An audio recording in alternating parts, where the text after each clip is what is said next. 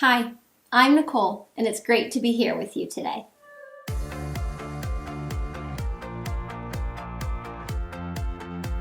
Welcome to Kingston Standard Church, our online version. If you're in the Kingston area, I'd love to invite you to connect with us in person. However, if you are limited to connecting with us here online, we're so glad we can walk together as we discover and follow Jesus in this setting.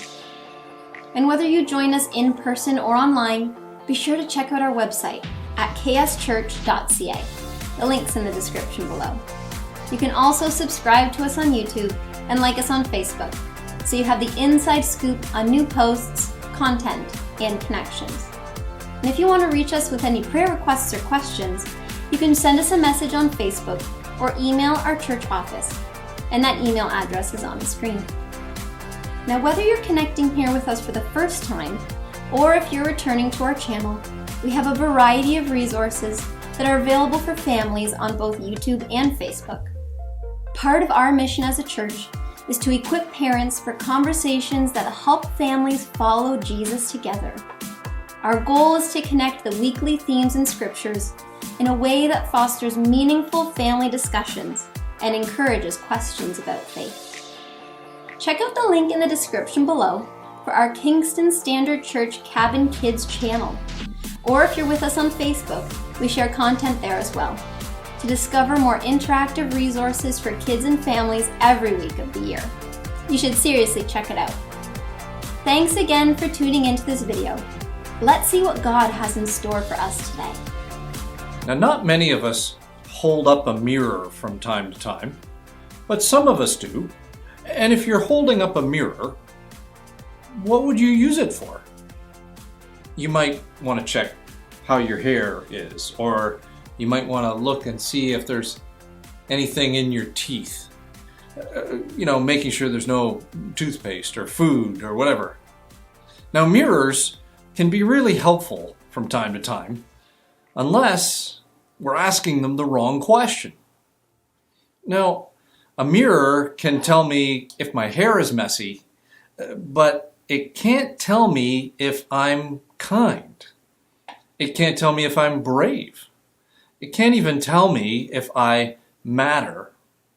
And as people continue to age, as they work through childhood and into being teenagers and then into young adults and adults, the older we get, we just stop looking in mirrors only to check on things. We start looking in other mirrors that sometimes say things about us. Maybe they're grades or how we do in sports. Maybe they're the number of followers we have on social media or our salary. Maybe they're the way that our relationships are going or the mistakes we've made, our successes and failures. And sometimes we look at those things as if they reflect who we are. And sometimes we let them tell us who we are and what kind of value we actually have. And the big question that all of us wrestle with at some point, no matter how young or old we are, is the question, who gets to tell us who we are? God wants us to know who we really are. It's so important to him that the first book of the Bible and the first chapter, he shows us how important we are to him and why. Check this out. It's in Genesis chapter 1, verse 26 to 31. Then God said, "Let us make human beings in our image, to be like us. They will reign over the fish in the sea, the birds in the sky, the livestock, all the wild animals on the earth, and the small animals that scurry along the ground." So God created human beings in his own image. In the image of God, he created them, male and female, he created them. Well, then God blessed them, and he said, "Be fruitful and multiply, fill the earth and govern it, reign over the fish in the sea, the birds in the sky, and all the animals that scurry along the ground." And then God said, "Look, I've given you every seed-bearing plant throughout the earth and all the fruit trees for your food. And I've given every green plant as food for all the wild animals, the birds in the sky and the small animals that scurry along the ground, everything that has life. And that is what happened. Then God looked over all he had made, and he saw that it was very good. And evening passed, and morning came, marking the sixth day. Did you notice something here? It's interesting that before Adam or Eve did anything at all, they didn't do anything good, they didn't do anything bad, they just hadn't done anything. But before they had done anything good or they had messed up along the way, we read, like we read over in chapter 3, like before all that happened, before anything good or bad went down, God spoke a blessing over them. Now think about that for just a moment. Their identity came before their performance. And that is huge. We all need to know this because the reason God shared this with us is so that he would help us understand our identity starts with our Creator and not in our mirror. So, if we want to know who we really are, it's important that we start with the one who made us. Now, I've got this blank piece of paper here, and I wonder, maybe I'll draw a heart on that blank piece of paper. I'm not very good at drawing, but I'll draw a heart. Now, when we draw a heart, or when we see a heart, it reminds us not that God has a giant heart, or not that God looks like us, but it reminds us that God made us able to show the world what he's like. But what if we crumple it all up? Now, can we still see the heart? Well, kind of. It didn't disappear, it's just that the paper has changed. And it's important for us to know and understand that when we get over to Genesis chapter 3, like we talked about just a few minutes ago, Adam and Eve decide that they like their way better than they like God's way. And so they decide for themselves to take authority from God.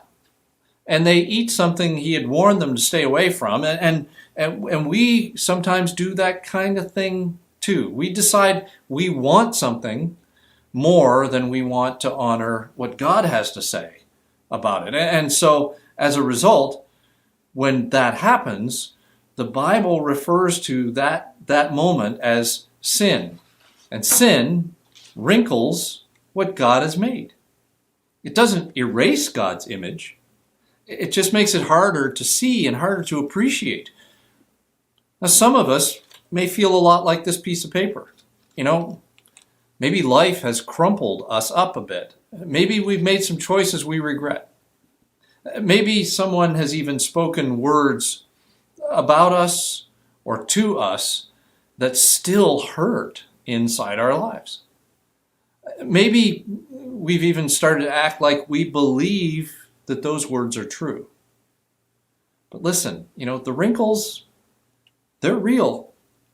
And the pain is real. And the mistakes are real.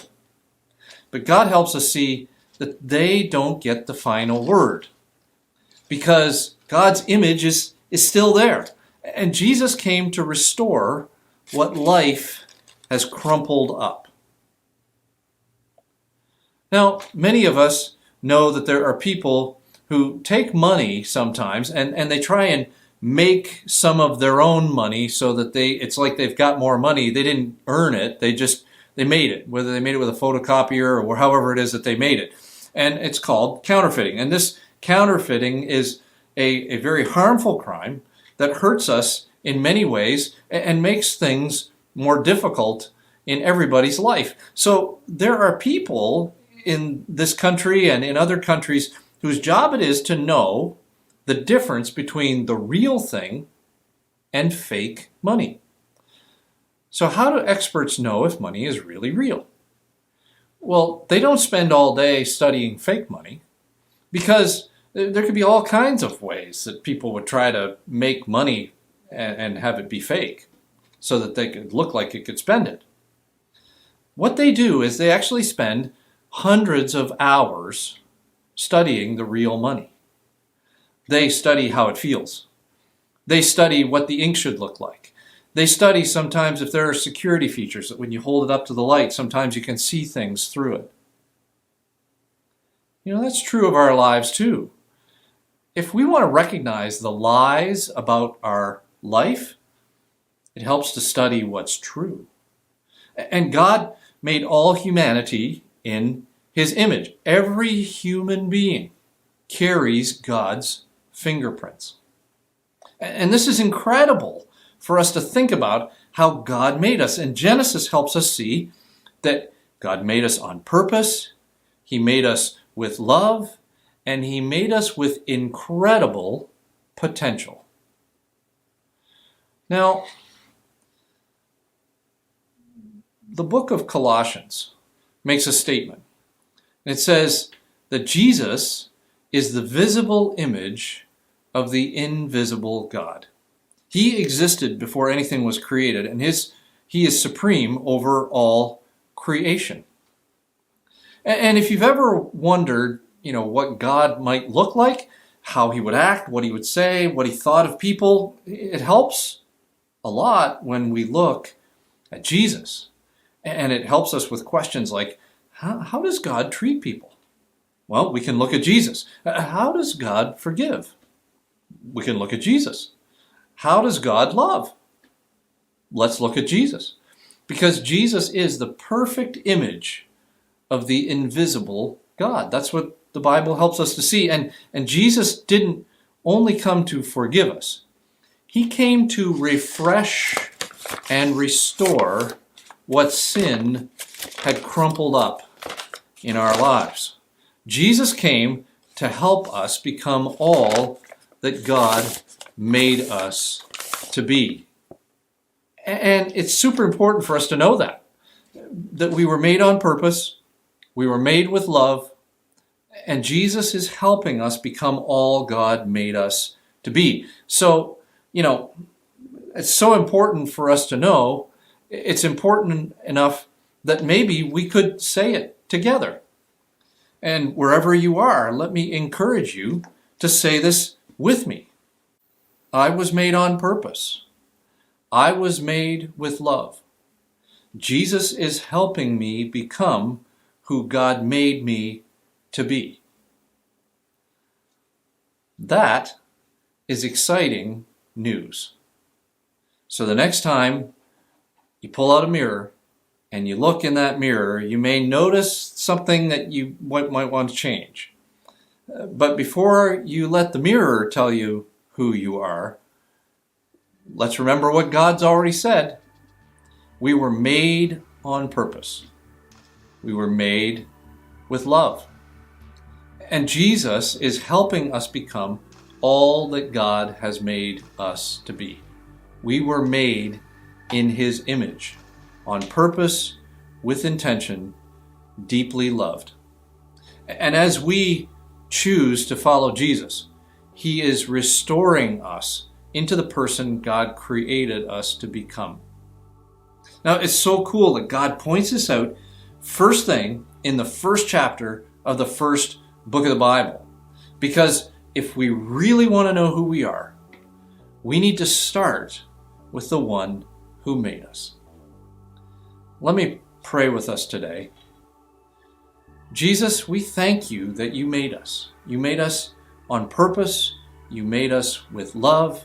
And you made us with value that sometimes when we look in mirrors, or sometimes when we think about things that have been said to us or about us, we sometimes don't necessarily come up with the same value that you have in our lives. And so, Jesus, we thank you for the fact that as we follow you, you continue to restore us. You refresh our lives. And you allow you to be seen in the lives of people who follow you. That's really cool that you would use us and that you would help us to be a part of your kingdom like that. And so, Jesus, today, as we follow you, as we choose to engage with you, I pray that you would walk with us and refresh our lives in ways that continues to allow you to be on display. We love you and we thank you. In your name I pray and for your sake. Amen. Thank you for joining us today. Be sure to subscribe to our YouTube channels, including Cabin Kids. And if you're catching this on Facebook, you can like or follow us there too. Before you go, please take a moment to like, comment, or share this video so others can enjoy it as well. And if you find yourself in the Kingston area, it would be great to see you and have you join us for an in-person service. And finally, I'll end with this. Please know that you are loved and we are praying for you. Thanks for praying for us too. We'll see you soon.